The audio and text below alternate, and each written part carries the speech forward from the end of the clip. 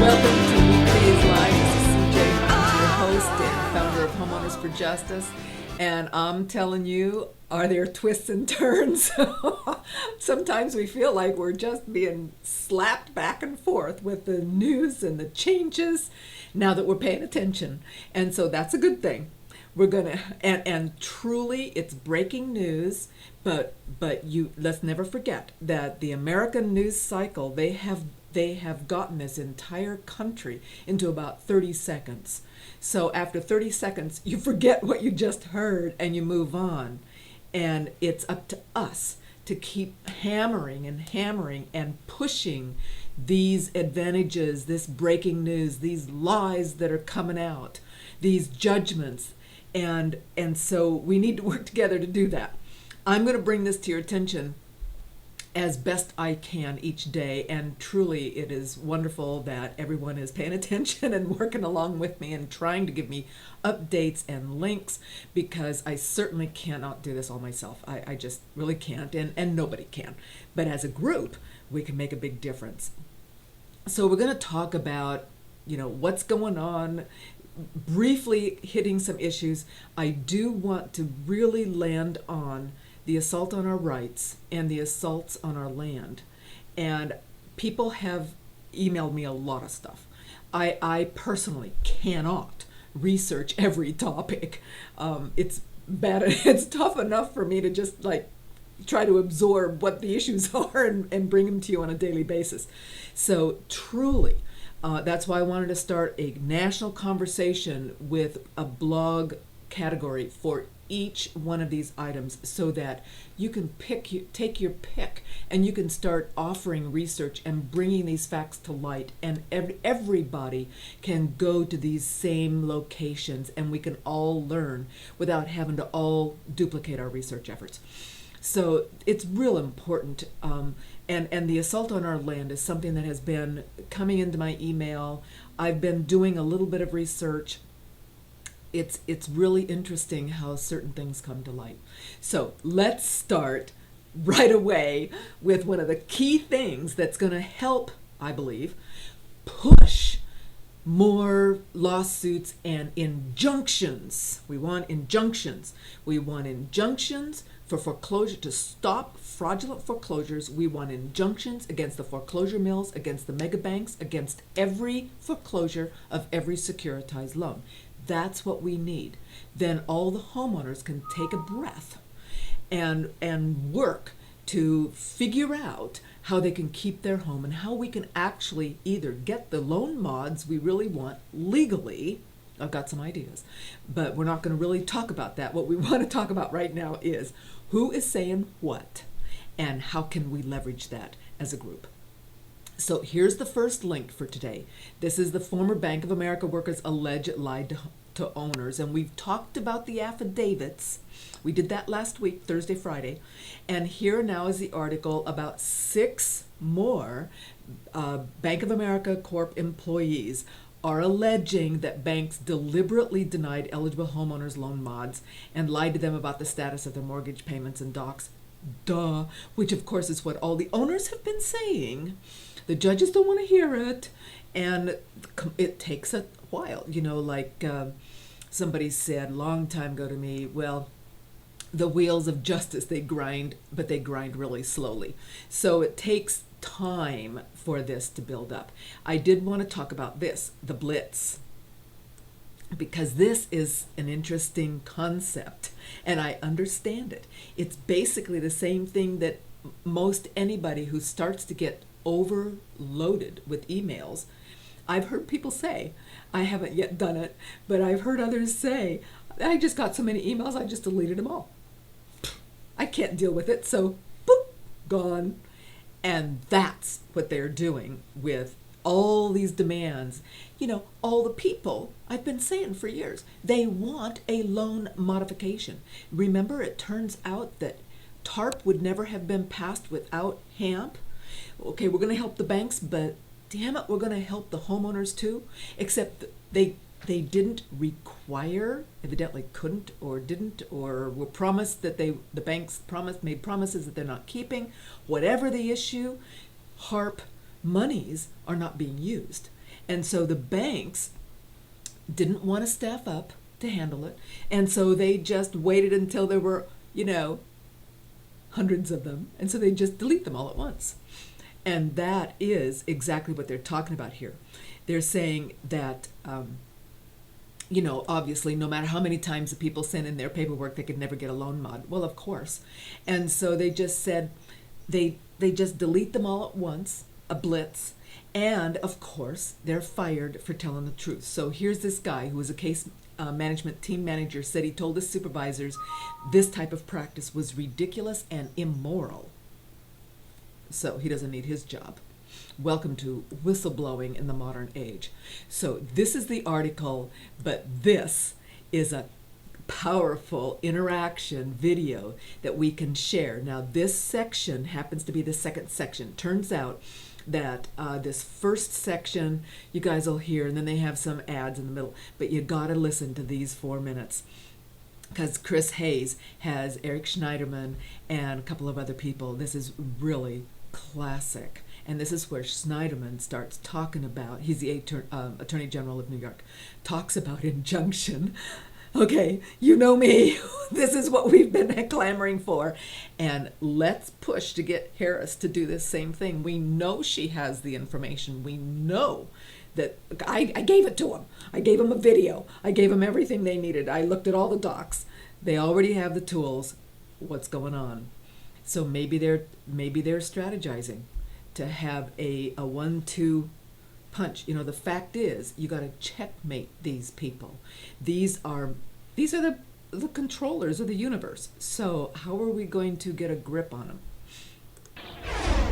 According to sworn affidavits in a massive federal lawsuit, Bank of America employees were told to lie to struggling homeowners while pretending to help them, but also to lie to the government and to the public at large. Here's an example from one former underwriter, Stephen Couples. It was well known among Bank of America employees the numbers Bank of America was reporting to the government and to the public were simply not true.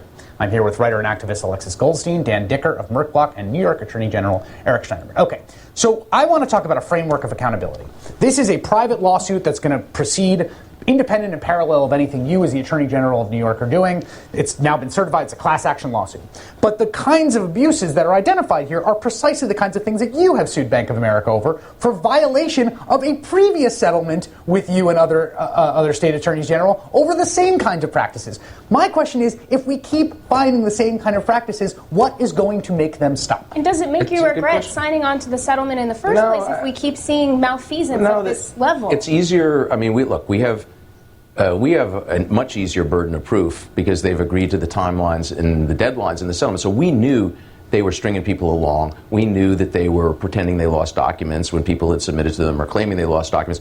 We don't have to prove fraud, which the folks in the Massachusetts case will have to prove. So we have more tools in the toolbox as a result of the settlement. But everything we're seeing, and again, I don't know the underlying facts of this case, everything that we have seen is consistent with this. I mean, we know that there was delay. We know there was unreasonable delay. We know that homeowners were strung around. When I was on the show with you 6 weeks ago to talk about our notice to sue, you described the process as Kafkaesque, and now you okay, but fast forward it forward. Here's the issue. Okay, let's say this class gets certified. We all know what's going to happen. I mean, this is law and economics 101, right? Yeah. What are they going to do? They're going to settle because it's cents on a dollar. So maybe they pay $5 billion, maybe they pay $10 billion, maybe they pay $15 billion, maybe they pay $20 billion, 25, 30. I don't know. We could bid all day. They are massively profitable enterprises who are making lots of money off of this kind of predation, and the market doesn't just not punish them, right? No. What is the market doing when they see this? They reward them. We are at historic highs for the stock market, mostly led by financials, including most specifically Bank of America. Now, what has made Bank of America a leader in what has been a rising, a celestial stock market over the past couple of years has been their ability to simplify their books of all this crap that was on the books prior to 2008. And part of the reason they've been able to simplify this is because they've made the human tragedy out of not allowing refinancing financing, pushing everything towards foreclosure, making as simple and as as least labor intensive as they possibly can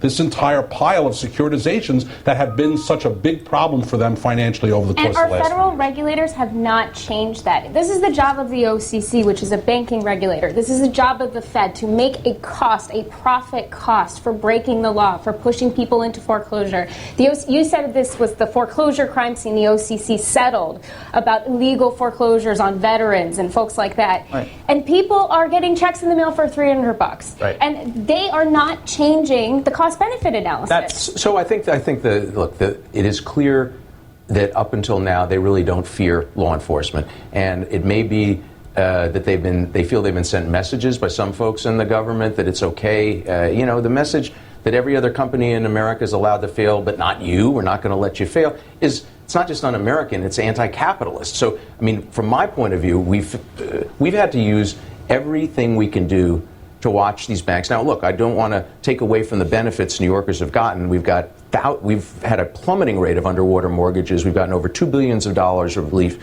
for New York homeowners, write-downs in principal and rates from the banks under this settlement. But it doesn't change the fact that they seem to have a problem abiding by any set of rules. Now, what we're seeking that makes a big difference is we're seeking an injunction to say, fine, you guys violate the rules, you can't foreclose. And if we stop them from being able to foreclose, that might actually be actually do something. Occupy Wall Street activist Alexis Goldstein, Dan Dicker of Merck Block, and New York State Attorney General Eric Snyderman. Thank you all. What have I been saying for months and what feels like forever, and that is stop them from foreclosing. Because if they can't, then they can take time to do the loan mods and we can get some justice. Now, what I thought, I'd love to correct the Attorney General, if I may, and that is he's calling it, they can't follow the rules, and so he's calling that un-American and, a violation of capitalism, and I'm calling it illegal. It's illegal. If you can't follow the law, if you're filing purged and forged documents and you're purging yourself by making false claims, criminally prosecute them. Throw them in prison, because I'm telling you, it'd only take a few. Remember what William K. Black said when they were doing the savings and loan scandal. They just started marching some of these perps, top CEOs of the banks or the savings and loan institutions into prison, filing charges. And it didn't take that many. And all of a sudden, everybody wants to plead. Duh. It's always right down to the person. And so I'm challenging.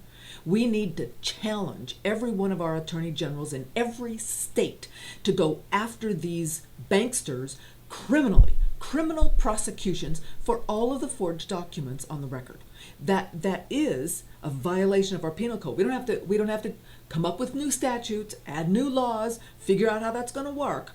And that will stop them. That will force them to start obeying the rules and the laws. They'll start taking it seriously. And until we do that, just like Chris pointed out, where's the accountability? It doesn't matter what you expect them to do. They're breaking the laws anyway. And then they just, and what he was saying, it's cents on the dollar. I've been calling that a fraud tax. It's a fraud tax. And we need to start getting this out into all the public. Now is the time to go onto each one of these articles and comment on them, because other people will read your comments. Will gradually spread. I know many of you are doing this. Those are one of the tactics that we can, if you have some time, you're seeing something somewhere, you can actually comment and say, wait a minute, this is what they're actually doing. Now, we need to pay attention to what's really going on in the real estate market, because it's not all good news. And so they'll want you to think it is. But here, rising mortgage rates are eliciting fears that it could hurt the housing recovery. And let's never forget that one third of the home sales in March in United States, this is everywhere, so on the average, 1/3 of the home transaction sales were all cash. Hedge funds, money being pulled out of stocks and bonds by individuals, family groups, because they're saying, it's too risky. It's being pulled out of savings because they're not making any money, and they're putting it as cash into homes. And investors and flippers, people that are going to buy something for cash, put time, labor, effort, money into it to fix it, to resell it. And of course, there's all kinds of rules now about that. So it's not as easy as it sounds, and it's not as profitable as they lead it to believe, as they will say in articles. You talk to someone who's actually doing this, and even if they're using their own money, most of the time they're borrowing hard money from someplace. The interest rate eats up the profits. It takes longer. You find it, oh, whoops, you open up a wall, and now you got to fix all the plumbing or electrical. There's always hidden costs whenever they're doing that. But nevertheless, mortgage rates are rising, and mortgage applications are tumbling. So here's what they're talking about. Here's a couple of charts. You're welcome to look at them. Purchase versus refinance, and this is the indexes. And I wanted to just point out that the share of applications for home purchase that went to government-backed mortgages was 29% for the second week in a row. And this would be first-time home buyers. I've talked in the past about the real estate engine, and I'm not sure if I've really done that on one of my live streams, but in general, real estate in the United States is a spiral up like this, and the lower as a price spiral, and the lower prices, the fuel of this engine of the rising prices. Who buys at the bottom? There's two categories of buyers at the bottom: first-time home buyers and investors, typically. And so they buy at the bottom, and those sellers used to have, and in general, if they actually have equity in the property, then this is basically the way it used to work. Now with all of these foreclosures, all of these upside down people, all of these short sales, it's broken that engine, and that has caused great economic harm in this country. Great harm to the individual, great harm to the economy, because it's put contractors out of business. It's forced people to stay rather than sell and buy something else, and so it shrunk the real estate market. There's a whole lot of ripple effect. But nevertheless, it used to be that when the investor or the first-time home buyer, which would be a government purchase, would buy at the bottom price points, then that seller with equity would move up. And then that seller with equity would move up, would move up, would move up, would move up, until at the retirement level, that person sells out, buys inexpensively, and lives off the difference on the equity. It's the classic retirement scheme. And so ruining the real estate has ruined a lot of people's chance for retirement, has stolen their down payments. There's just, like I said, tremendously important but individualized ripple effect. And so a lot of time, this is not addressed. I need to write something about that. But nevertheless, I wanted to point out this is the lowest level. 29% is the lowest level for these apps since they began tracking. And of course, they've been tracking for a long time. So the fact is, the first-time home buyer, and I know this from personal experience, is locked out. They may be approved, but they can't get into the market for a bunch of reasons. And as interest rates rise, more will be locked out, because as rates rise, then the price falls, what they can afford, because they are stuck at the monthly. Everybody lives on the monthly. I learned that years and years ago. It was just like a no-brainer to me. And somebody'd say, I want to buy a house. And I'd say, well, what do you want to pay monthly? Because that's the start. You start there, and then you factor back into what they could afford. So these are warning signals that, really raise my antenna, because I'm in the real estate market and trying to stay in it, although it's a difficult market. And of course, here's another twist and turn. Just like yesterday, we're going with this article about what? Obama is worried about assassination. Where did that come from? Listen to this. Senior economics reporter Steve Leisman live in Washington, D.C., looking at 4 key ideas he expects Chairman Bernanke to address today. Rapid fire, Steve. Here we go. How to taper without spooking the market on interest rates. Yeah, I think that's a key question, and Vince Reinhart nailed it this morning in a piece he put out from Morgan Stanley. He's a former big guy at the Fed, and he says the Fed can't do it. He thinks what Bernanke, the message Bernanke wants to send is, hey, we can taper, we can go up or down. That doesn't give any information about what's going to happen with interest rates. And Reinhart's really calling Bernanke on that, saying, you know what, the market is going to take an interest rate cue from what you do with tapering, and there's no way you can avoid that. Let's talk about the economy. Is growth stronger than we thought, or the effects of the sequester yet to come? I think that's a big question that the Fed chairman has, and I'm not exactly sure how he's going to address that. The expectation was that it could take off as much as 1.5 points from GDP growth. We really haven't seen the effects of that. Consumer spending has stayed a little bit more robust than many people expected, and we haven't really seen the layoffs to come with that. And the critical question about policy is the Fed chairman baking in more impact from the sequester than he's seen, in which case he should stay where he is on the accelerator of the economy, or is he saying, you know what, like some economists have, by the way, Scott, we've come through the worst of this, and it's not as bad as we thought, and that would give him leave to ease up on the accelerator. What are they likely to say on the unemployment rate, where that's heading, even if payroll growth is strong? I think there's going to be a really good discussion about this, Scott, this issue of the participation rate, which in the last report, and it may not say what's going to happen in the future, but at least in the last report, participation rate went up, and you saw the unemployment rate go up. With it, more people came back into the workforce. You could have an environment of strong payroll growth, but also rising unemployment, and we just do not know, Scott, how that's going to factor into Fed policy. Last but not least, last night, Steve, very interesting interview on Fast Money with former Fed Governor Larry Meyer, responding to President Obama's recent comment that Bernanke has been in his post, quote, longer than he wanted. So this changes. This is really remarkable. I almost fell off my chair when I heard the president's remarks last night. He essentially fired Ben Bernanke on the spot and gave him a fairly tepid testimonial afterwards. So it's time to really now focus on who the next chairman might be. Somewhat controversial comment, Steve, obviously, but what does Bernanke say today about his job, or anything? I just want to say, Scott, I fell off my chair when I heard Larry Meyer say that. He is not a guy that is given to hyperbole. He talks in a very measured way, having come from the measured pace Greenspan committee. So that was an interesting comment he made. I think he's right in the sense that it really changes the dynamic of the questions we can ask. It's sort of like, we know you're leaving. When are you leaving? And what have you told the president? Before it was like the reporters were dancing around this question. I think it changes the dynamic of the questions we can ask. I think he's going to have to come forward with a little bit more than I serve at the pleasure of the president. No more dancing.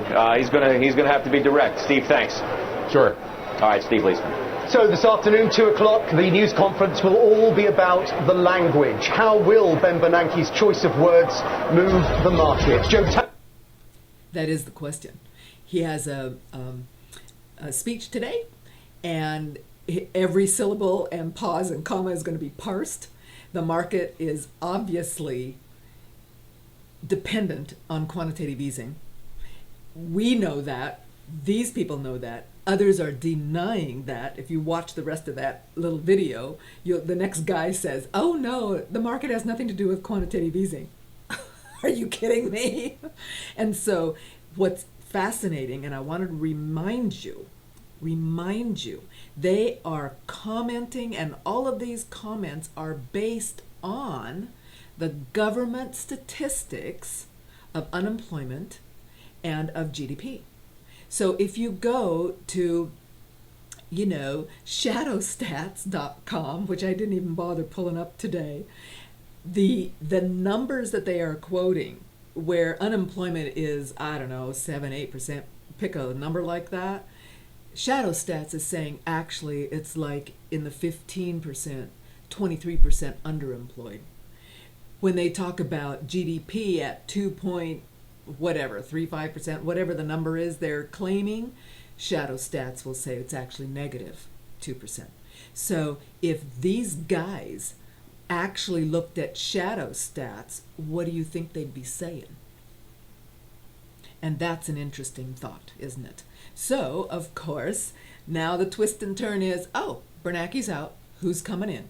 So they're talking about Janet Yellen being the next person. It's a speculation. It is what it is. Here's the article. As you and I already know, the Fed is a private bankster cartel. It's a money machine for them directly. And obviously, if she's the next pick, she's already been approved and signed off by the people that are pulling the strings. So it's really not about Janet. It's all about the actual machine and the money that right now you and I are forced to use. And we already know they want to change that. And when they want to break the dollar, let's be really prepared already with the groundwork that people do not go to the world currency, that we go to our own currency and our own credit machine that benefits the people. That way, we won't have fraudulent foreclosures. You know, it's just so clearly obvious to me that that is the solution we must continue to work for. Now, Max Kaiser has pointed out that, of course, the collapse of the current bankster regime is upon us. And for anyone that's not paying attention, they may not know this, but anyone that has been paying attention understands that Cyprus is the tempest in the teapot. We can look at Cyprus and we can go, oh my goodness, this is we know the future. We know the future. And if you're just joined, if you haven't understood what's going on in Cyprus, go Google it. Find out, because I've done quite a few episodes on it, showing you how they've just stolen the people's money in the banks. So there's a whole lot of things you can do to protect yourself. Remember, pull the money out. Put it in cash under the mattress. That's probably a much safer spot right now. Invest in some hard assets. Gold and silver are being beaten down. The prices are continuing to fall. So now's a good time to invest in that, or consider that. Now, I wanted to bring to your attention what Max was talking about, because he has some other good ideas that we could mull over and possibly jump on board, spread the word. So he's just saying, socialism is burnt out, capitalism is burnt out. Capitalism is just run amok.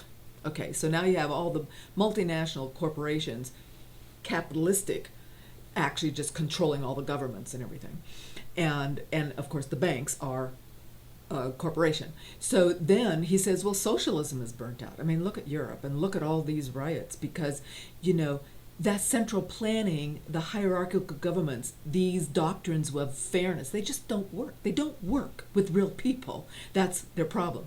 And that unworkability can be hidden for years and years and years, until finally it comes to fruition. It gets so bad that people understand it doesn't work.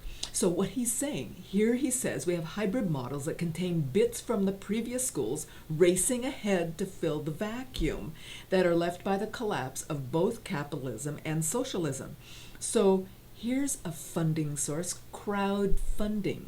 It's an emergent idea, and it's partly social networking and partly donations, like Kickstarter. So it's an open source, it's a people solution. So let's consider this. Let's look at it. Let's figure out how we can expand this, how we can make it work even for other things than just an individual's startup. Maybe we could use this as a source for government funding needs. Let's get our minds out of how it's been done into what we could do. So start looking at these with an open mind. What if? What if? What if? Here's another one. He's talking about, of course, Bitcoin. It's a post-capitalism, socialism hybrid, and its growth is driven by a hard-coded, centrally imagined algorithm, while its adoption is possible via the free market activities. And so, the fact is, many of these digital, like Bitcoin monies, are based on like time and effort. They have some basis versus just the fiat currency credit creation that right now the banksters are doing. It's not based on nothing but free air, just air. They just make this stuff up and then they win because it's their money. They made it up. And so in that sense, Bitcoin is a much more honest currency. Does that make sense? And so let's consider these. Let's stick those into our hopper for ideas to consider. I just wanted to bring that to your attention because good ideas are just everywhere. Let's just start picking them up and putting them into a package, because out of these good ideas, they're all basically surrounding the people. It's a crowd. It's a group of us doing this, not the banksters jamming down their money that they get for free on us and charging us interest. Now, just a real quick rundown of some other twists and turns. Now you got the FBI director admitting, yep, we do use drones domestically. And so you know that this is going to grow. You know that they're arming police stations, arming, my word, helping police groups get drones for surveillance. We already know drones can carry military weapons. It's just, it's a natural and logical progression. Sorry. Now, here's another solution. Notice that the Muslims are suing. And they're saying, wait a minute, you spied on us and blah, blah, blah. The issue is, why aren't we suing? They've been spying on us. Let's figure out how that's... They're breaking our constitutional rights. The Fourth Amendment. They're violating the Fourth Amendment. It's search and seizure without due process. So why aren't we, you, me, a group, why isn't everybody, see, the whole country, every person in the country ought to just jump on a class action lawsuit and just sue the hell out of these agencies for what they're doing, because they're violating the Constitution. We can't rely on our representatives. You already know that. So I just wanted to share that as an idea that maybe we ought to start thinking about. Maybe we ought to start shopping for some attorneys that are willing to take on something like this. So the sequestered jesters, oh my goodness, just another update on corruption. Our agency's completely out of control. So now you got the IRS, who's been told not to, and they're going to pay bonuses. So the end is the federal agencies in particular, it's being brought to our attention, are just piggy banks that are being robbed by the employees. The employees are generating, many of the employees, organizations like the SEC, they get all this money from the people they regulate. IRS gets all this money from the people they regulate. And so then they just say, oh, look at all this money. Let's take it. And that's what they're doing. And this is going to continue to happen until we, the people, step up and stop it. So maybe you and I, the people, should have a class action lawsuit against the IRS for a misuse of tax dollars. It's a thought. It's just a thought. Help me out here. Oh, yes. And remember yesterday we talked about glyphosate and how these huge concentrations are a primary cause of breast cancer. And so here's an urgent action alert issued just today from Natural News and Health Ranger. The public comments are due by July 1st to object to the new EPA. Here we have another agency collecting money from the entities it supposedly controls. And of course, all it's doing is running interference, aiding and abetting delinquency of these agencies, of the companies. And they're going to increase the allowable limits of glyphosate contamination of food crops. And of course, it allows forage and hay to contain up to 100 ppm glyphosate. That's over 1 million times, 1 million times the concentration needed to cause cancer. Great. Out of control agencies. Maybe we should have a class action lawsuit against them for not protecting the people and not doing their jobs. Charge them with all the costs of the health care. Come on. And of course, the House is going to consider a tax on new flu vaccines. Now, if you watched yesterday, and you have that link. If you didn't watch yesterday, just go to yesterday's live stream and go vaccine. It's a psyop. Because remember, flu vaccines don't really stop the flu, because most of the people that get sick don't have the flu. They've got pneumonia or something else. And in fact, out of what was the numbers? Some thousands and hundreds of thousands of people that, quote, had the flu, only 18, just a handful, you could almost count them on two hands, had actual flu virus. So my answer to this is, don't do the flu vaccine. Maybe that'll keep more people from, buying off onto that psyop. Now here, this is an assault on our rights. And this is a fascinating article that I want you to read.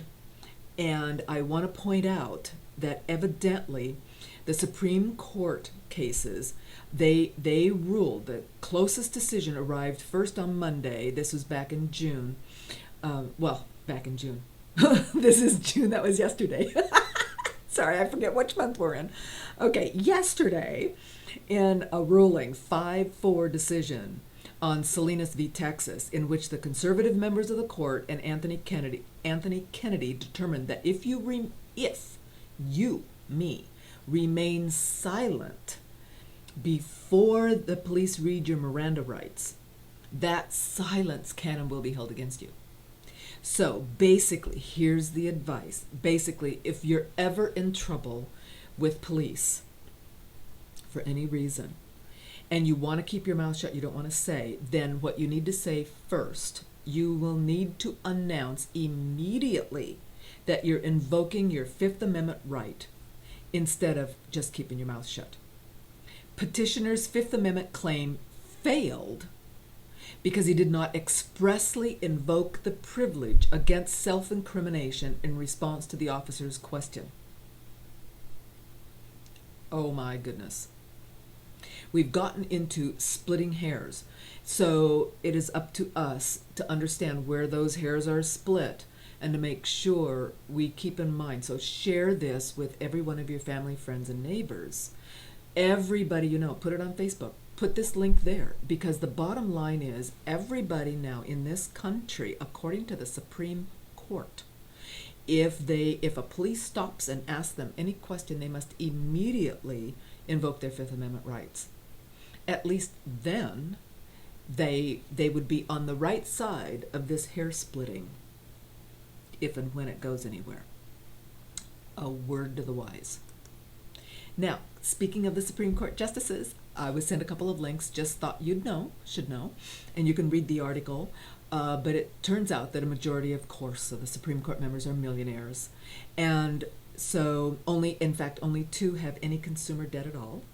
And here is another website, that these links will be in the comments, of course, so that you can look at this one. This is Judicial Watch, and they are looking for specifically watching our public employees and officials for illegalities. So they've filed, I just went to their investigative bulletin, and they've filed more than 150 lawsuits against federal, state, and local agencies seeking to promote transparency, integrity, and accountability in government and fidelity to the rule of law. So here's a thought. If you've got a lawsuit against one of these banksters to halt your foreclosure, and you've got forged documents, why don't you contact these guys? If they say that they're willing to file amicus curiae briefs in other cases which involve issues related to Judicial Watch's mission. So let's use them. Let's connect. Let's get them on board. We have to collaborate. We have to get every agency, we have to connect with them, those that are on board with our primary purpose, which is to get some law and order in this country. It's lawlessness that's breaking the country. And the Attorney General from New York, Snyderman, he didn't want to say that. I think he definitely knows it. I do believe that many, if not most, of the people in our legal agencies, attorney generals, attorney general offices, district attorneys, the prosecutors, in those departments, I think they do know that this is lawlessness. I don't think they want to say that, because I think that's a can of worms. But nevertheless, anyone who's willing to step up and do that, let's connect with them. Now, I haven't really talked about fracking. And the reason I'm bringing this to the live stream show today is because it's a huge issue. It's a huge issue. It's ruining water. They're pumping undisclosed chemicals. They call it, it's I have to keep it. It's like a recipe, that I get to keep confidential, so that my competition can't, do better than me. So they have a recipe of nasty chemicals that they're pumping into the ground. Obviously, in many places, it gets into the groundwater, contaminates wells, contaminates our groundwater. It's hard to even believe that this is being allowed, like almost without regulation. They just go around and say, "Oh, hey, I can do this," and so then they go do it. But it connects with something that someone contacted me about, several weeks ago. And they wanted to know that when a transaction happens, when you sell your house, for example, or your property, what exactly are you selling? Does that include the mineral rights to that property?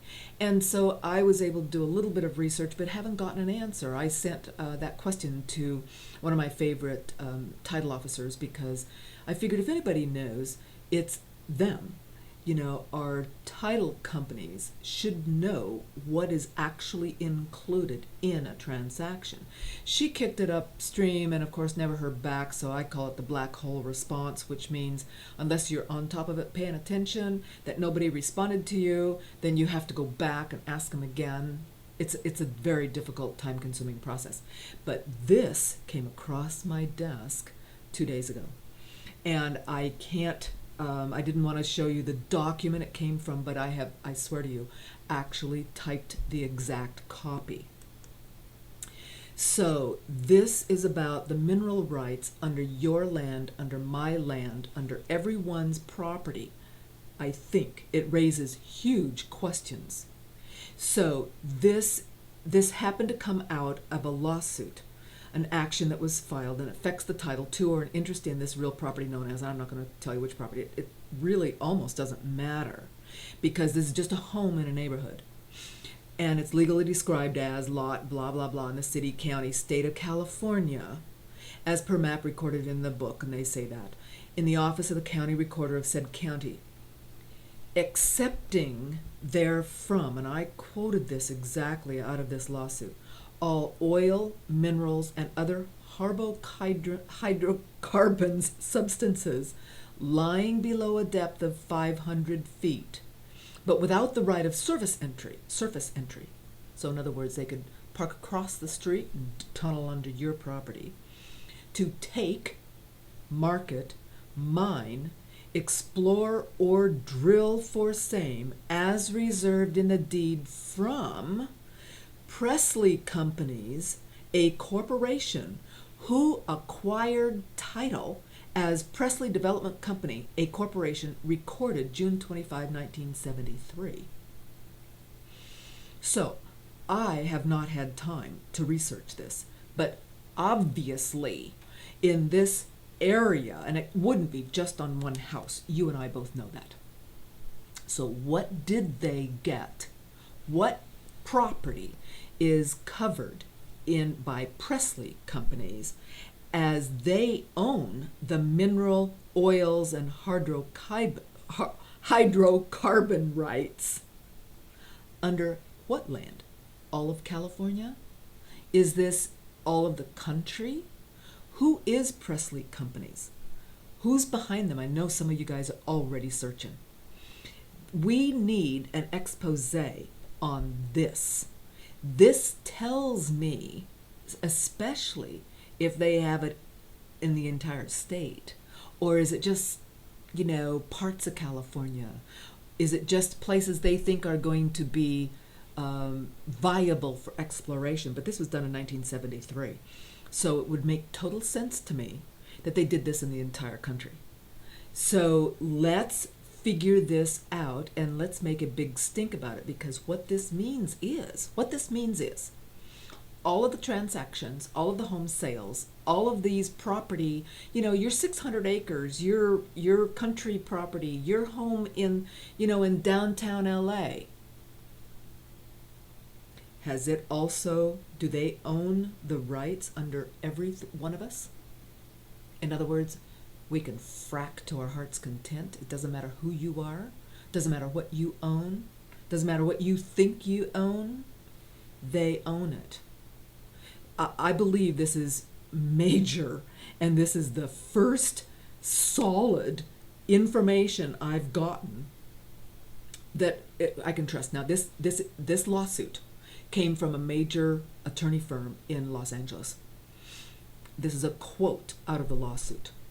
So if you're interested in doing some research, send me an email, and I will tell you what attorney firm that did this. If I had thought of that before the show, I would have probably written it down here on the screen, and I can't even remember now who it is. I'll have to look it up. I apologize.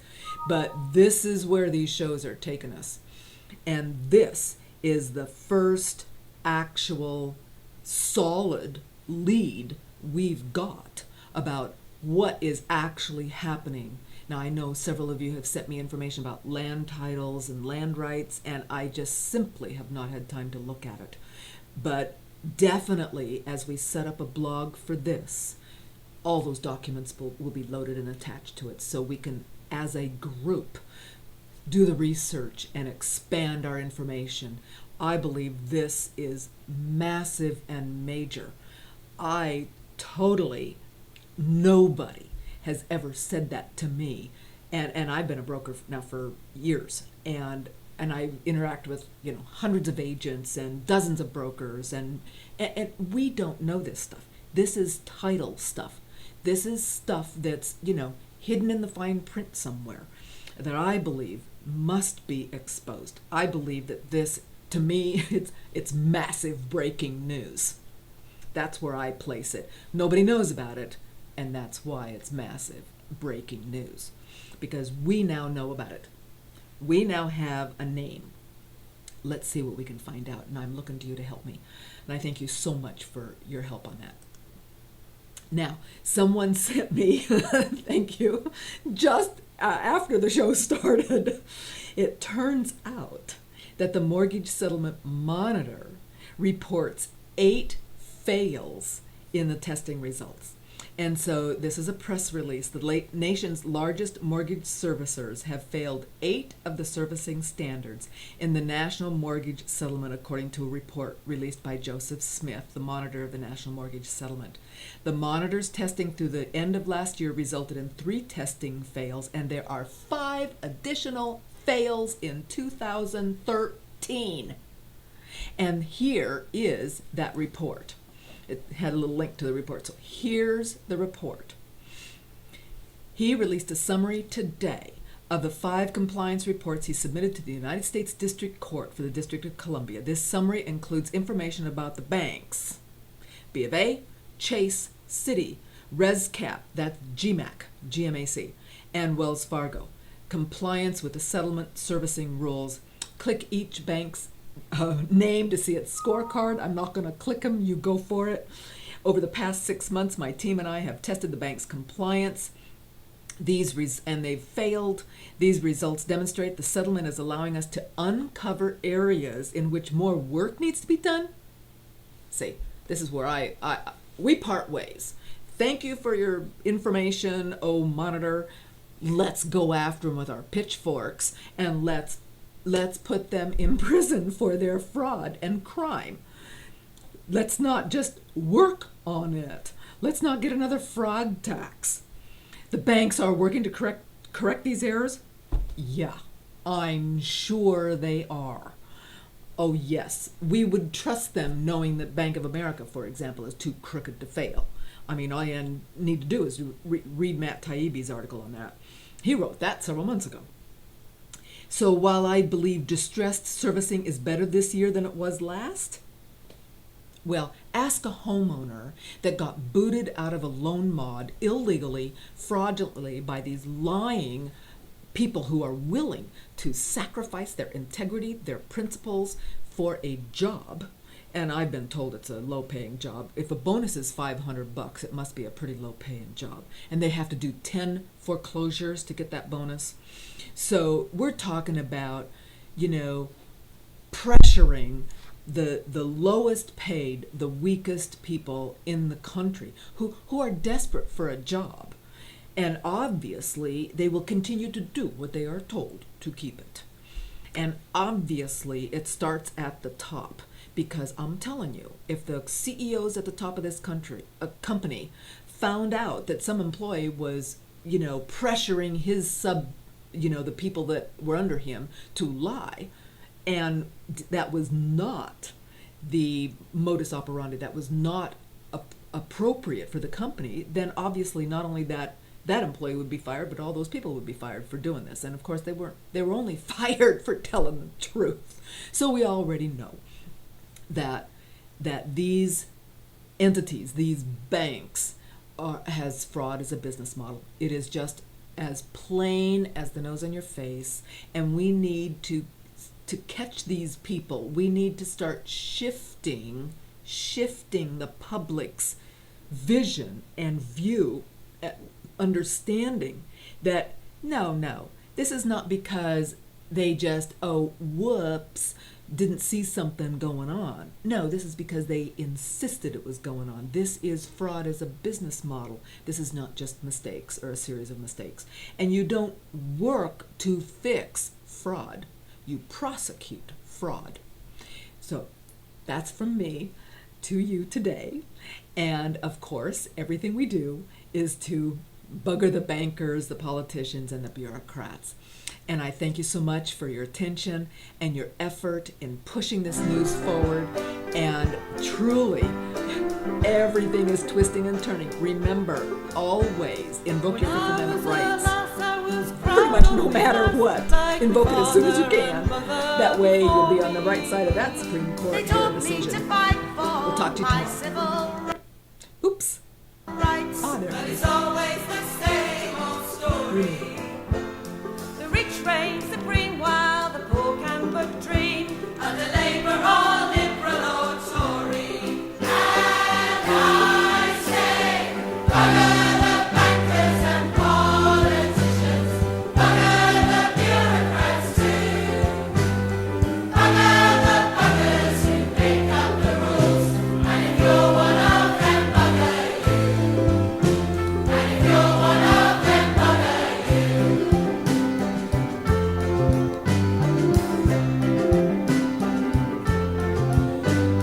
System is bent and the money's all spent. We're murdered from every direction.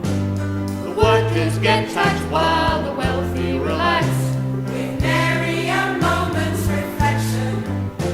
Where there's brass, there's muck, and they don't give an arse, 'cause they're programmed against insurrection. And I say, bugger the bankers and politicians, bugger the bureaucrats too, bugger the buggers who make up the rules, and if you're one of them, bugger you, and if you're one of them, bugger you.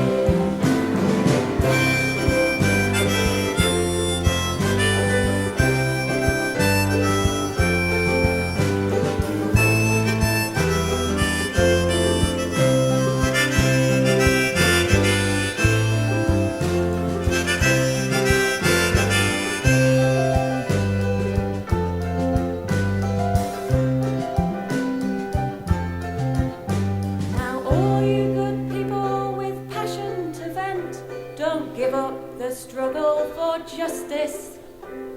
But I've done my time on the protesters' line, and these days I show my dissent by loitering